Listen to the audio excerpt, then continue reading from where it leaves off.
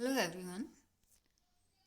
जो हम लोग थर्ड ईयर की यूनिट स्टडी कर रहे थे एनएमआर स्पेक्ट्रोस्कोपी, उसके प्रीवियस लेक्चर्स में हम लोगों ने number of NMR signals find out करना सीखा था कि किसी भी कंपाउंड में हमें प्रोटॉन के कितने सिग्नल मिलेंगे।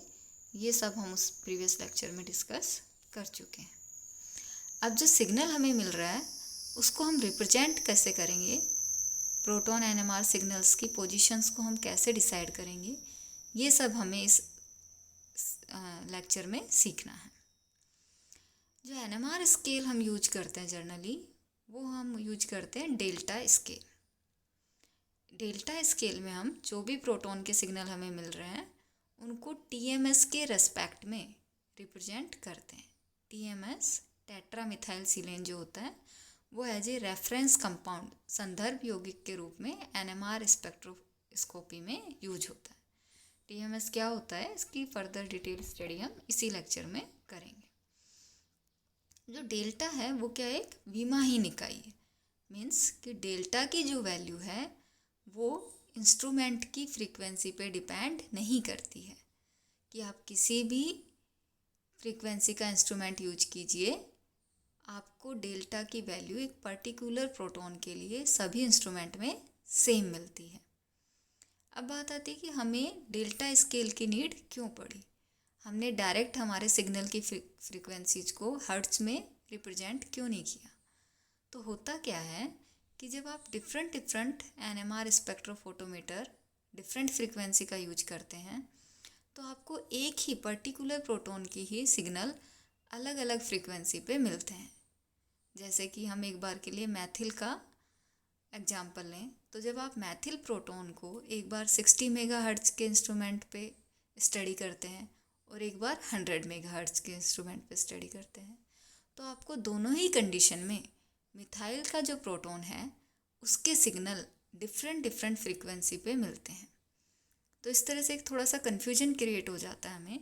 तो उसको दूर करने के लिए हमने एक स्टैंडर्ड रेफरेंस स्केल यूज किया जिसे हम डेल्टा स्केल कहते हैं। और डेल्टा स्केल में जो आप सिग्नल की वैल्यूज़ रिप्रेजेंट करते हैं वो हर्ट्ज में रिप्रेजेंट नहीं करके आप किस में करते हैं, पीपीएम, पार्ट्स पर मिलियन में रिप्रेजेंट करते हैं। जो स्पेक्ट्रोफोटोमीटर होता है वो वैल्यूज़ को, वो किसकी वैल्यूज़ को रिकॉर्ड करता है, वो डेल्टा में डायरेक्ट वैल्यू रिकॉर्ड नहीं कर रहा है। वो किसको रिकॉर्ड करता है, वो रिकॉर्ड करता है आपकी जो भी फ्रीक्वेंसी चेंज होता है या जो भी आपके मैग्नेटिक फील्ड में चेंज हो रहा है उसी को स्पेक्ट्रोफोटोमीटर रिकॉर्ड करता है। और उसको फिर कन्वर्ट किया जाता है किसमें, डेल्टा में या पीपीएम में उसकी वैल्यू को कन्वर्ट किया जाता है। तो उसके लिए जो हम फॉर्मूला यूज करते हैं वो आपको यहाँ रेड बॉक्स में दिख रहे होंगे, दो फॉर्मूले। एक आपका मैग्नेटिक फील्ड के लिए और एक आपका फ्रीक्वेंसी के लिए। यहाँ पे एच मैग्नेटिक फील्ड को शो कर रहा है और म्यू फ्रीक्वेंसी को, एस बता रहा है आपके सैंपल को रिप्रेजेंट कर रहा है और आर कर रहा है आपके रेफरेंस या संदर्भ यौगिक जो कि क्या होता है, टीएमएस को। तो इस फॉर्मूले में पुट करके आप उनकी वैल्यूज को डेल्टा में रिप्रेजेंट कर सकते हैं। अब डेल्टा के साथ एक और स्केल यूज किया जाता है जिसे हम टो स्केल कहते हैं। तो टो स्केल भी ऑलमोस्ट डेल्टा स्केल के ही सिमिलर होता है। इसमें भी वही नंबर्स ही होते हैं, बस इसमें ये है कि इसकी वैल्यूज अपोजिट होती हैं। मीन्स जहाँ पे डेल्टा वैल्यू आएगी 0, वहाँ पे वही वैल्यू टो में कितने पे रिप्रेजेंट होगी, 10 पे रिप्रेजेंट होगी। तो इसे हम आगे भी एक डायग्राम से फर्दर समझ लेंगे। अब जो ये वैल्यूज फाइंड आउट करना है इसको हम यहाँ दो एग्जाम्पल के थ्रू एक्सप्लेन अगर करना चाहें तो ये देखिए आप, जो फर्स्ट एग्जाम्पल है उसमें कहा गया है कि कोई प्रोटॉन है और वो क्या कर रहा है, 100 मेगाहर्ट्ज के एनएमआर स्पेक्ट्रोफोटोमीटर पर सिग्नल कहाँ देता है, 200 हर्ट्ज पर दे रहा है। तो यहाँ पे आप देखिए इंस्ट्रूमेंट कितने का है, मेगाहर्ट्ज में वर्क कर रहा है और सिग्नल किस में मिल रहा है आपको, हर्ट्ज में मिल रहा है। तो इसकी आपके डेल्टा वैल्यू फाइंड आउट करनी है। अब जो बात आती है कि यहाँ पे हम वैल्यूज पुट करेंगे, उसमें हमें म्यू एस मीन्स सैंपल या प्रोटॉन की फ्रीक्वेंसी रखनी है और म्यू आर मीन्स रेफरेंस की फ्रीक्वेंसी रखनी है।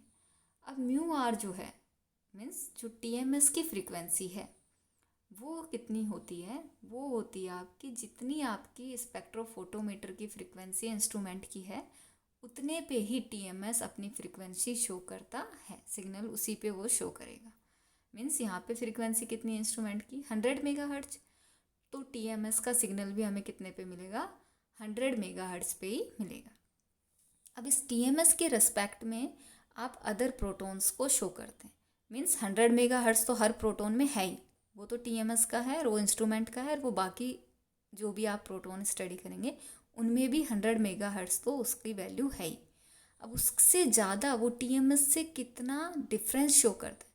केमिकल शिफ्ट क्या होता है, टीएमएस के रेस्पेक्ट में जो आपका सिग्नल आ रहा है उसका डिफरेंस होता है। तो 100 मेगाहर्ट्ज तो उस सिग्नल में भी है, और साथ में वो कितना डिफरेंस शो कर रहा है 200 हर्ट्ज का डिफरेंस और शो कर रहा है। तो यहाँ पे आपको स्काई ब्लू बॉक्स में आप देखिए म्यू आर जो टीएमएस का रेफरेंस का फ्रीक्वेंसी वो हमने कितनी ही ली है 100 मेगाहर्ट्ज, और उसको हमने ऑलमोस्ट किसके इक्वल मान लिया है 0। एक्चुअल में वो 0 नहीं है, हम सिर्फ यहाँ कैलकुलेशन को सिंप्लीफाई करने के लिए इसको एक बार के लिए 0 मान रहे हैं। दूसरा जो म्यू एस है उसकी वैल्यू फिर क्या होगी, उसमें देखिए आप 200 हर्ट्ज तो हमें क्वेश्चन में दी गई है, लेकिन उसकी एक्चुअल वैल्यू क्या है 100 मेगाहर्ट्ज प्लस 200 हर्ट्ज उसकी वैल्यू होगी। 100 मेगाहर्ट्ज तो उसकी बाय डिफ़ॉल्ट है, वो तो इंस्ट्रूमेंट की है तो वो तो है ही, ठीक है। तो अब उसको हमें क्या निकालना है, आप देखिए फॉर्मूले में ऊपर डिफरेंस निकालना है म्यू एस और म्यू आर का। तो आप चाहें तो 200 हर्ट्ज को पहले मेगाहर्ट्ज में कन्वर्ट कीजिए, फिर डिफरेंस निकाल लीजिए। चाहे आप इसको एक बार के लिए नेग्लिजिबल कर दीजिए 100 मेगाहर्ट्ज को, और फिर डिफरेंस निकाल लीजिए। दोनों ही कंडीशन में आपको ये डिफरेंस कितना आएगा 200 हर्ट्ज ही आता है। तो यहाँ पे इनका डिफरेंस तो कितना आ गया आपका 200 हर्ट्ज। अब नीचे देखिए आपने जो ऑब्लिक में म्यू आर की वैल्यू लिखी है वहाँ आपने 0 नहीं लिखी, क्योंकि वो 0 आप लिख भी नहीं सकते, क्योंकि इंस्ट्रूमेंट की फ्रीक्वेंसी या रेफरेंस की फ्रीक्वेंसी एक्चुअल में 0 है नहीं। वो कितनी है आपकी 100 मेगाहर्ट्ज है, तो नीचे आपने 100 मेगाहर्ट्ज ही लिखा है। लेकिन ऊपर 0 क्यों माना था कि ऊपर हमें डिफरेंस निकालना है, हमें एक्चुअल वैल्यू नहीं लिखनी वहाँ पे, हमें क्या निकालना था डिफरेंस निकालना। तो हम किसी भी तरीके से निकाले वो आता 200 हर्ट्ज ही। तो उसको सिंप्लीफाई करने के लिए एक बार हमने उसको 0 मान लिया था। अब इसी तरह दूसरा एग्जाम्पल देखिए आप, इसमें जो इंस्ट्रूमेंट की फ्रीक्वेंसी वो कितनी बताई गई है 60 मेगाहर्ट्ज, और जो सिग्नल हमें मिल रहा है वो कितने पे मिल रहा है 180 हर्ट्ज में मिल रहा है। तो सिमिलर चीज़ यहाँ पे होगी, म्यू आर कितना हो जाएगा 60 मेगाहर्ट्ज 100 की जगह, और उसको हम क्या मान लेंगे एक बार 0। तो डिफरेंस निकालेंगे तो हमारा कितना आ जाएगा 180 हर्ट्ज का, और नीचे हम जब फ्रीक्वेंसी लिखेंगे म्यू आर सैम्पल की उसकी रेफरेंस की, तो कितनी हो जाएगी आपकी 60 मेगाहर्ट्ज फ्रीक्वेंसी हो जाएगी। और जब इन वैल्यूज़ को आप पुट करते हैं तो आप देख रहे हैं कि यहाँ पे डेल्टा में पीपीएम में आपको वैल्यूज मिल जाती हैं। तो ये दो एग्जाम्पल थे। इसी तरह आप अदर एग्जाम्पल्स करके इसको थोड़ा प्रैक्टिस कर सकते हैं, तो आपको ये और क्लियर हो जाएगा। अब जो ये डेल्टा और फ्रीक्वेंसी की हम बात कर रहे हैं, इसको एक बार अगर हम इस डायग्राम से समझें तो आप इसमें देखिए कि नीचे जो वैल्यूज आपको शो की गई हैं वो की गई 100 मेगाहर्ट्ज के इंस्ट्रूमेंट के लिए, और ऊपर जो की गई हैं वो की गई हैं 60 मेगाहर्ट्ज के इंस्ट्रूमेंट के लिए। अब नीचे वाली आप में देखिए इसमें 2 रो आपको दिख रही होंगी, ऊपर वाली रो में आपको वैल्यू दिख रही होंगी 100, 200, 300, जो कि किस में हर्ट्ज में वैल्यूज है फ्रीक्वेंसी की, और नीचे वाली रो में आपको दिख रही होंगी 0, 1, 2, 3, जो कि किसकी वैल्यू है डेल्टा की पीपीएम में पार्ट्स पर मिलियन। तो जहाँ पे 100 आ रहा है वहाँ पे डेल्टा की वैल्यू क्या है 1। जहाँ पे आपने फ्रीक्वेंसी को क्या मान लिया 0 मान लिया, जो कि 0 है नहीं, कितनी है इंस्ट्रूमेंट की फ्रीक्वेंसी के बराबर, वहाँ पे डेल्टा कितना आ रहा है 0 आ रहा है। इसी तरह जब आप 60 वाले में देखेंगे तो आपको ऊपर वैल्यूज़ दिख रही हैं हर्ट्ज में, जो कि 0, 60, 120 हैं, और नीचे वैल्यू दिख रही है डेल्टा में 0, 1, 2। तो आप देख रहे हैं डेल्टा स्केल तो नीचे वाले में भी सिमिलर है और ऊपर वाले में इसकी वैल्यू 0, 1, 2, 3, 4 इसी तरह है, लेकिन फ्रीक्वेंसी का स्केल दोनों में क्या है डिफरेंट है। उसमें फ्रीक्वेंसी डिफरेंस क्या आ रहा है 60, 120, 180, और नीचे वाले में क्या आ रहा है 100, 200, 300। तो इस तरह से जब आप फ्रीक्वेंसी में अगर रिप्रेजेंट करेंगे तो क्या आ जाएगी प्रोटॉन की सिग्नल की वैल्यूज डिफरेंट हमें मिलती हैं। लेकिन जब आप डेल्टा स्केल लेते हैं तो दोनों ही कंडीशन में आपको एनएमआर सिग्नल क्या मिलता है सिमिलर मिलता है। जैसे अगर मिथाइल वहाँ पे शो करता 60 पे अपना सिग्नल, तो 100 वाले में शो करता है वो 100 मेगाहर्ट्ज में, और दोनों ही में 100 हर्ट्ज पे, और दोनों में हमें डेल्टा की वैल्यू क्या मिलेगी, 1 मिलेगी। तो अब हमारी वो प्रॉब्लम कि अलग इंस्ट्रूमेंट लेने पर सिग्नल अलग मिलेगा सॉल्व हो जाती है जब हम क्या यूज करते हैं, डेल्टा स्केल यूज करते हैं। तो इसीलिए हम वैल्यूज को किस में रिप्रेजेंट कर रहे हैं, डेल्टा स्केल पे रिप्रेजेंट करते हैं, ना कि हर्ट्ज में रिप्रेजेंट करते हैं। अब बात आती है कि जो आप वैल्यूज का स्केल तो आपका डिसाइड हो गया, अब आप इसमें जो भी आप स्पेक्ट्रा ले रहे हैं उसके प्रोटॉन की वैल्यूज को रिप्रेजेंट कीजिए। तो उसमें रिप्रेजेंट करने के लिए आपको अभी बताया हमने क्या लिया है, एक रेफरेंस जिसको हम क्या कहते हैं, TMS, और उसकी वैल्यू हम कितने पे मानते हैं, 0 पे डेल्टा स्केल में। तो जब अदर हम प्रोटॉन की स्टडी करेंगे तो वो इस TMS के रेस्पेक्ट में कहाँ पे शो करता है, जो TMS और सिग्नल के बीच का डिफरेंस है, उसी डिफरेंस को हम बोलते हैं केमिकल शिफ्ट या रासायनिक विस्थापन।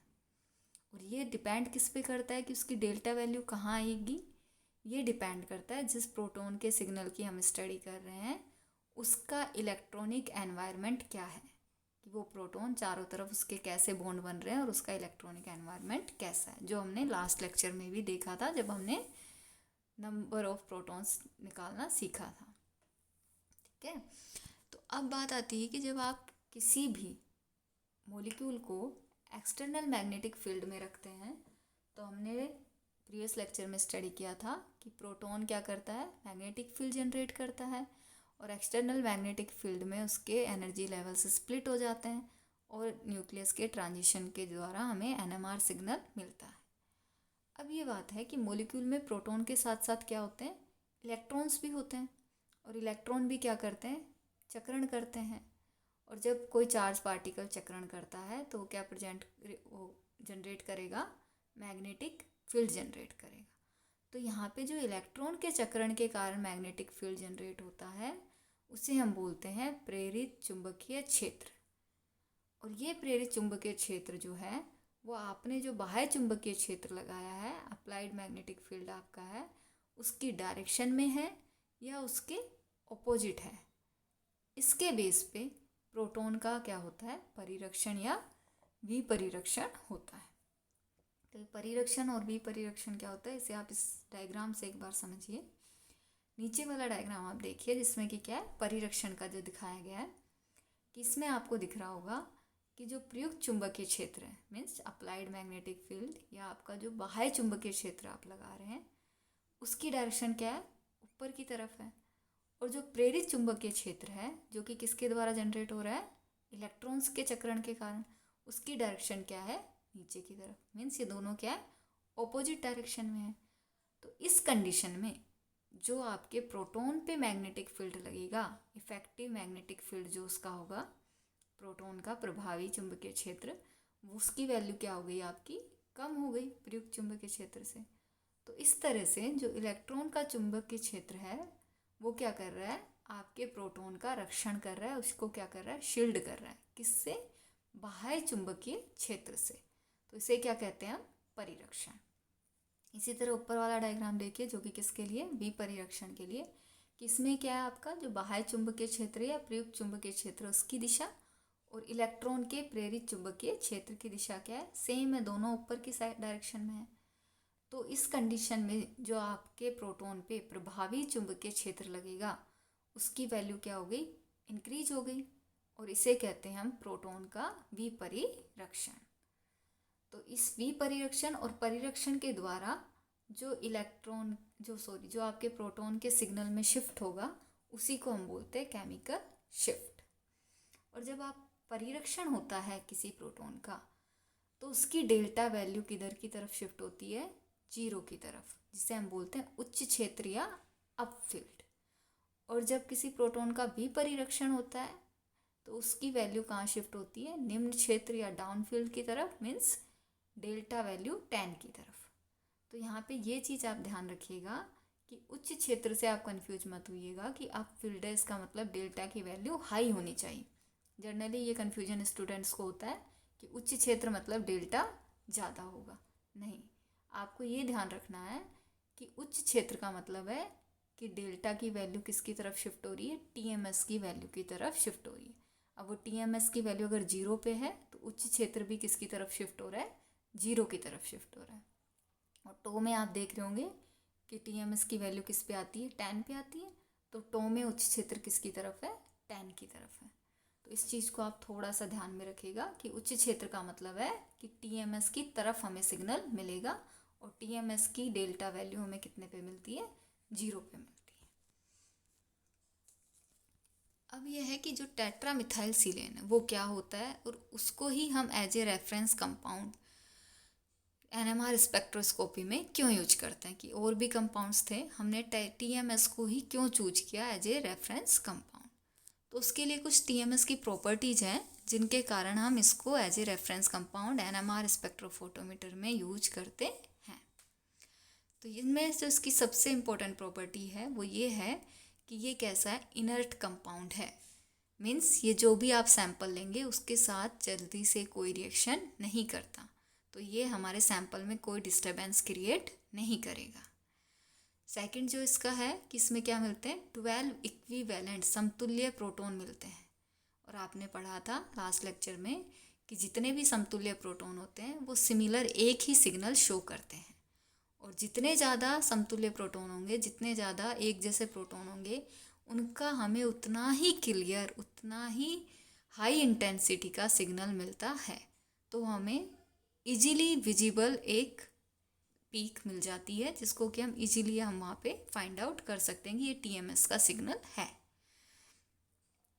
नेक्स्ट ये है कि ये क्या होते हैं, इसके जितने भी प्रोटॉन होते हैं वो हाईली शील्डेड, उच्च परिरक्षित होते हैं। और ये कैसे होता है, वोलेटाइल प्रॉपर्टी का होता है। तो जब आपका सैंपल का काम कंप्लीट हो गया, आपने स्पेक्ट्रा रिकॉर्ड कर लिया, तो आप चाहें तो TMS को सैंपल से इसको अलग भी कर सकते हैं, सेपरेट भी कर सकते हैं, क्योंकि ये कैसा है, वोलेटाइल प्रॉपर्टी का है।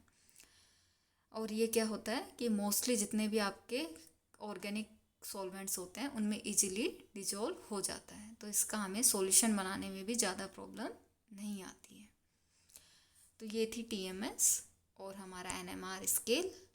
TMS का जो है स्ट्रक्चर आपको यहाँ दिख रही होगी, इसमें आपको दिख रहा है कि 4 मिथाइल ग्रुप है, और इनमें कितने प्रोटॉन है, 12 इक्विवेलेंट प्रोटॉन।